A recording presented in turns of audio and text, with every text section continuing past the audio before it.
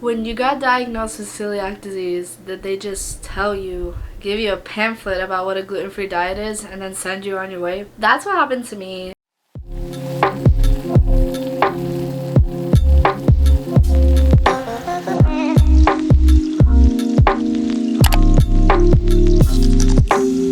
I wanted to make a video to help others out there who are in the position that I was when I got diagnosed with celiac, because it can be scary and confusing and overwhelming and a little lonely when you don't have all of the information that you need for this newfound disease that you've been diagnosed with. So today I wanted to let you know what you should do after you get diagnosed with celiac disease. So I'm on my month 9 since my diagnosis, and I've come a long way in advocating for myself, what you need to do, advocate for your health, ask questions, learn about your disease, and take your health into your own hands. No questions are dumb questions, and you need to seek out the information that you want to know in order to begin your healing process and reach a place of health where you're not constantly feeling sick. I have a few tips to help you out, things that I had to learn the hard way a few months into the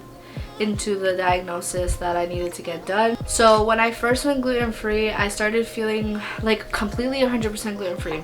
I started feeling better around like month 2, month 3. Then I hit a wall and I was feeling worse than before I got diagnosed. Literally all the diagnosis is just letting you know, hey, this is what's going on. And your body isn't fighting against you, even though it may feel that way. There's been a lot of times where I'm like, why? I'm doing all that I can to help my body, and still it feels like my body is not working with me. But all the symptoms that you're having, any bloating, cramping, like diarrhea, cramps, whatever, that's just your body trying to tell you like, hey, something's wrong, something's not right, something you ate bothered me, or something else is going on, because you can have celiac disease and also have other stuff going on. And healing with celiac disease, let me tell you, is not a straight path. It is all around. I'm starting to put the pieces of the puzzle together in my health journey, and there's so many aspects to it, and there's so much information online. So I hope that today I can give you some relief, some knowledge. Just want to let you guys know I am not a professional healthcare person. I'm just a professional patient.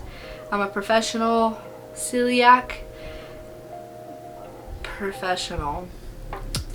In the beginning, it can be so lonely and so overwhelming and so confusing with this huge lifestyle change, because food is a really big part of our lives, and when that has to change completely, when you have to give up foods that you've grown up eating and loving, it's hard, even though you know that it's going to help you feel better, because constantly being in pain when you eat is not okay.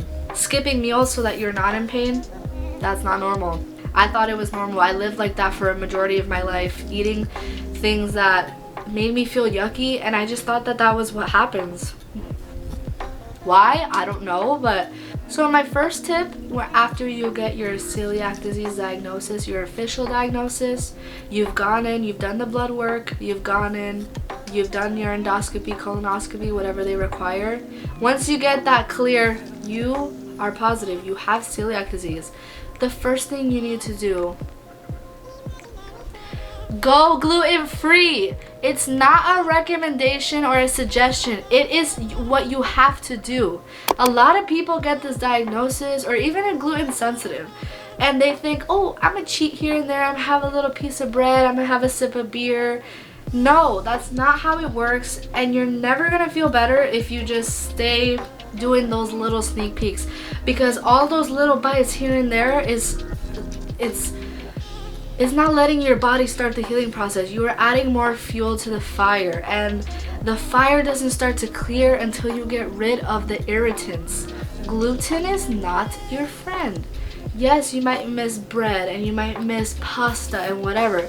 There are alternatives, and it is better for you in the long run if you stick 100% to it. It's not going to be easy. I'm 9 months in, and there's still times where I get frustrated because I don't have the convenience to just go and eat wherever I want. I have to look it up online and make sure I have an option. I have to speak to the waiter and make sure they know that they need to separate my food from everybody else's. Like, I feel like a burden, but it's for my health. You have to fully do it. Don't half butt it, okay?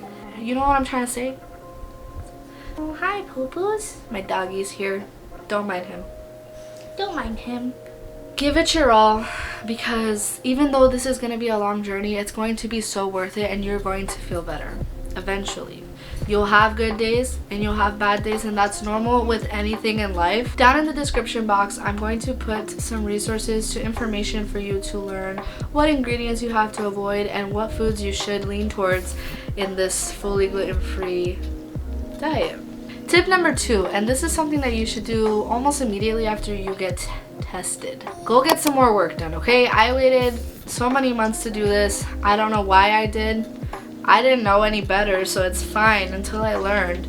Go get an allergy test done. Go get blood tests done so they can check on your vitamin levels and all that stuff to see if you have any deficiencies. I was struggling with like a severe iron anemia, iron anemia for months, feeling so tired, so just not myself, no energy. And I didn't know what it was until I got my blood checked, and they were like, yeah, you're anemic, your levels are low, vitamin D is low. All this stuff can be affecting your healing process and also how you're feeling outside of just the foods that you're eating. So it's important. Go get a bone density test. That's next on my list, so they can make sure your bones are not too brittle, because that's a thing with celiac. Get the extra tests done that you need. If you're not sure where to start, I would say allergy test, blood test, bone density test, like a DECA, I think it's called. And ask your doctors, hey, I'm still feeling this way. Can you guide me to what tests I need to get done so I can start to fill in the blanks, you know? That's totally fine. The next tip is to start taking care of yourself seriously, and not just, you know, eating better, eating gluten-free. Eat clean. Eat foods that nourish you and that fuel you. I mentioned in my last celiac episode about the difference of fueling foods and fun foods. Have a good balance of both, but make sure you're doing what you need to do to take care of yourself physically, mentally, emotionally, spiritually, all that jazz. If you have faith, you know, keep your prayer life strong. Keep your faith, like, lean on God in this, because it's going to be frustrating when you believe for healing and it's just taking longer than you thought. Stay strong with it. Journal, yoga, do your self-care, do stuff that makes you feel good, because your mind and your gut connected, and they affect each other so much. And I promise you that once you start to heal your gut, you're gonna feel better up here. They call the gut the second brain for a reason. There's so much connection going on between the two, and what you eat affects your brain. Simple as that. Also, exercise has helped me so much with not only like physically feeling better. I've been able to poop a little bit easier. It's helping me be able to sleep a little bit better at night. It's helping me feel clear in my mind and not holding in stress and negative energies in my body. And it's just overall good to exercise. It doesn't have to be at the gym lifting weights. That's what I like to do. It could be running, it could be going for a walk, doing a dance class, going swimming, taking your dog to the park, anything, boxing, whatever you like to do. Move your body, just get some movement in your body. It'll make a world of a difference. Next tip is a short one, but seek more help if you need it. If you're really struggling with the food aspect of this whole celiac disease and diet, I would say to ask your doctor for a good nutritionist recommendation so that you could work with a professional to help you start it.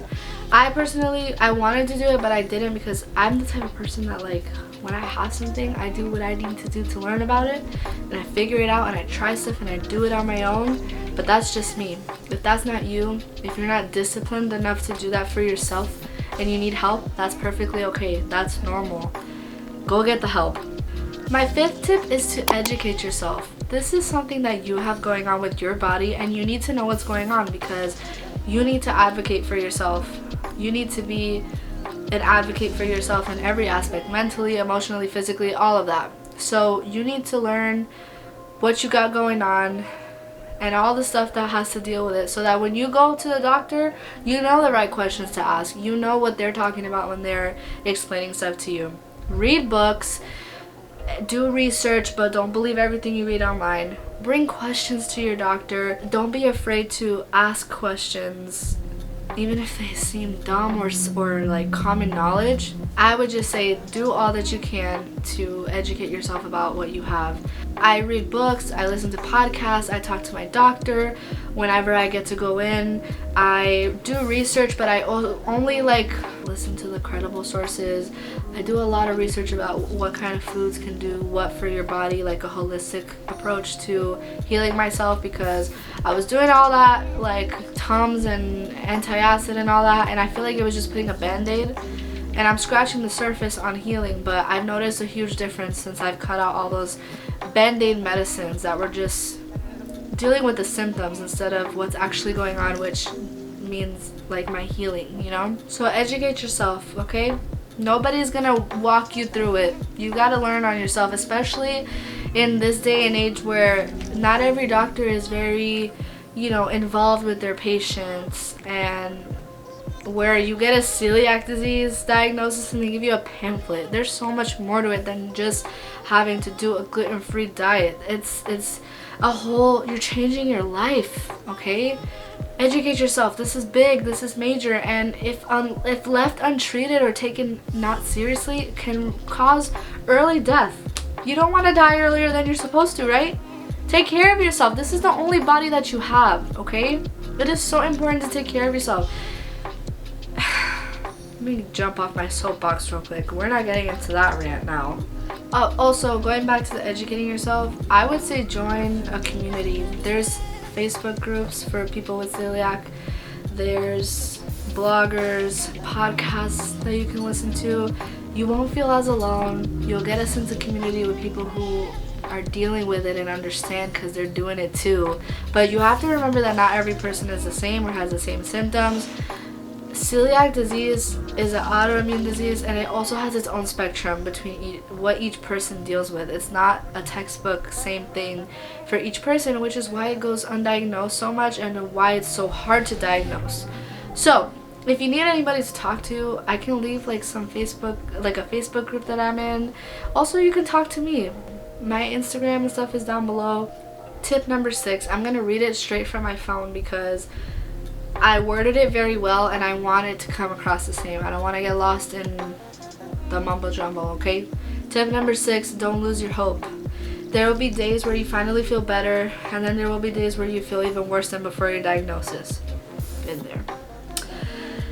And it'll make you feel like it's all for nothing, but that's not true. Healing, even in your body, takes time, and it is worth every moment of confidence and every moment of pain that this journey comes with. Find community if you feel overwhelmed or alone in this. A lot of people say that when they get their diagnosis they feel lonely, and it's because it's a rare disease. I think 1 out of 100 people are diagnosed.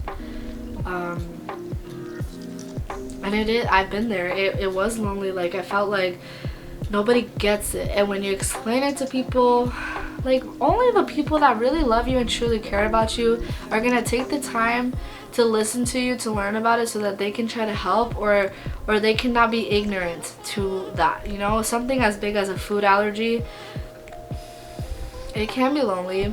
It is lonely at times, even when the people around you are supportive and loving, but it's just not the same because they don't have it, so they don't understand, and that's okay. Sorry, it's like raining, so it got dark. That's all I gotta say about that. Is as hard as it's gonna get, stay hopeful, because it takes such a long time it's gonna take such a long time for you to feel better. I'm gonna be honest, like consistently better. I'm only 9 months in and I'm still bloated, cramping, in pain, but I feel so much better than I did 9 months ago. Especially mentally more than anything else. Like, I know that I'm doing the best for my body right now, and that right now it's just I'm in the waiting game of I eat clean, I exercise, I drink a lot of water, I do what I need to do to take care of myself mentally and spiritually. Now my body is just finding its groove, it's getting there, and it's changing.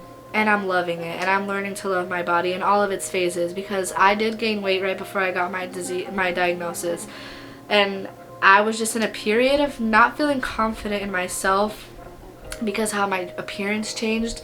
But I'm learning to love my body because it does so much for me, not only as a person but as a woman, and also just as somebody with a disease. My body is just trying to help me survive when I was feeding it poison.